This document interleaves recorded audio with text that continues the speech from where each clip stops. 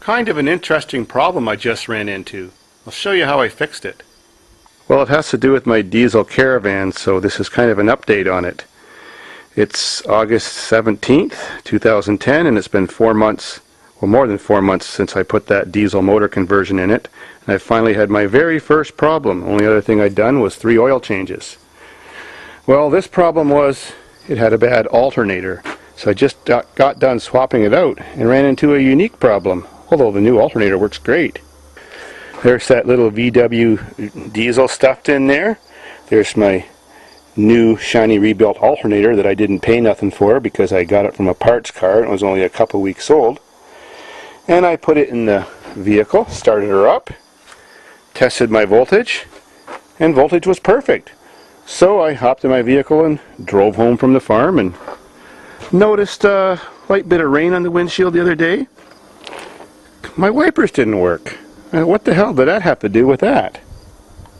Well, if you remember a video I made a while back about how alternators work, well, they all work basically the same way, and they all have an extra lead on them, which is just a small positive lead, and it's called the exciter wire. When you turn your key on and power up your vehicle, voltage goes to this small wire on your alternator, not the output wire, which is the big one, and it excites the magnet or electromagnet for just a second, so it starts producing electricity. So in my alternator, that's the one, and this is the big one that goes to the battery to charge it. So it follows around, and right now it's unconnected. I'll show you why. Well, since this vehicle is sort of redneck wired, I had it wired to this blue wire, which is the constant positive that goes to the windshield wiper motor that parks it whenever you turn your wipers off. So that would give me switch positive, so that every time I turn the key on, my alternator would be excited, and that worked fine. That was here on this alternator. But now for some reason it blew my wiper fuse every time I put one in, but not when the car was turned off. The wipers worked great. Start the car, the wiper fuse would blow, but every time I start the car after changing that fuse, the alternator still worked perfect. Great voltage reading, 13.79.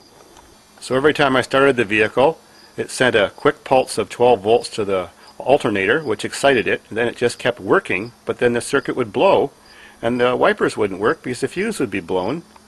But you don't need any more power once it's excited, so it would just keep working as long as you drove the vehicle. Then next time you go to start it, you have, of course, no wipers, and it's discharging. So then I took that exciter wire and touched it to the positive with the vehicle turned off, and like it's doing now, it just makes a tiny spark, which is normal. But when I started the vehicle, and I touch it here, it makes a huge spark, and the wire gets very hot very quick. You have to let go of it. So I measured the voltage. It's like there was power coming out of here, and it measured 6.38 volts. And this was trying to put 12 volts into it, and the two voltages were interfering, and that was cooking something, so I knew if I would have left it connected directly, I probably would have fried something. I changed the fuse for the wipers, and then they just kept working so long as the exciter wire wasn't connected there. Well, as you may know, I can fix anything mechanical, electronical, diesel, refrigeration, it doesn't matter, and I used to be also a TV technician. So I've still got TVs and TV parts laying around because I'm a hoarder. So I thought maybe if I pull a power supply diode out and hook that to my circuit, it wouldn't cause the two voltages to interfere because a diode only allows electricity to flow one way, but that didn't work. The one way, when you biased it, it didn't allow enough voltage through to excite the alternator. When you flipped it over, because they work like one-way valves, it worked just like a piece of wire and allowed all the power to go through, and it immediately got so hot it burned it out. Screw that. So then I took out a 1000 ohm resistor and put that in the circuit to the positive. Well, that didn't allow enough voltage through, so it didn't fire up the alternator. So then I took out another resistor from the power supply area, which is 10 ohms, tried that. Well, that seemed to make everything work, but the resistor sure got hot after running for a while, so I knew that wouldn't last long. Well, there's another kind of resistor that was right in that circuit right there. It's called a thermistor. That means when it gets hot, it loses its conductivity and has more resistance. When it's cold, it has almost no resistance. What they're used for on CRT TVs, that means the one with a big picture tube, is there's a degaussing coil that wraps all around behind the glass, or an induction coil, and a full 120 volts goes around there every time you turn the TV back on again from sitting for a while, and you hear the TV go ding, and that demagnetizes random magnetism that forms in the steel grid that aligns all the colors. So I've got my 2 test lead probes on it right now, and it's showing 10.3 ohms. So now my exciter wire is hooked to that varistor, and if I touch it here, you can hear that it's sending a little bit of power to the alternator. So now the vehicle's running, and the voltage is 12.78. Not bad, but not right. There's the exciter wire. We'll touch the varistor to here, to the positive. You can hear a slight change in RPM. Of course, the voltage is rising now. Now if I leave it connected there, it doesn't even make any difference.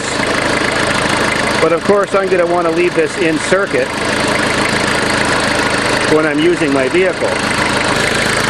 So now it's in circuit on that park wire, which is on the wiper motor, and now it's warming up, and I'll let you see the resistance in a moment.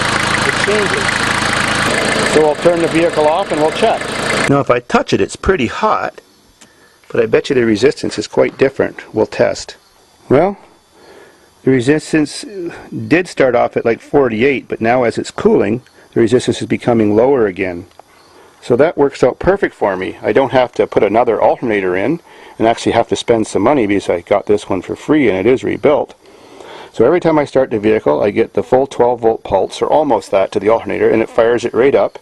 And then it immediately starts to heat up, and the resistance actually, when I tested it earlier, gets up to 90 ohms resistance. So now it's no longer shorting anything out, which won't damage the alternator, won't blow any fuses, and I can leave it connected to my park system for the wipers. And everything's back to normal. Sweet. So now I'll just leave it connected forever, and problem solved.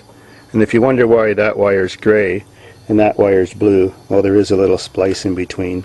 It was so cheap I didn't want to buy a new piece of wire, so I just used a used piece off a washing machine, but it wasn't long enough, so I used another used piece. So we're all set now. A couple pieces of washing machine wire, part of a TV, a defective alternator that has good output, and we're back in business. Off to the beer store. Talk to you later.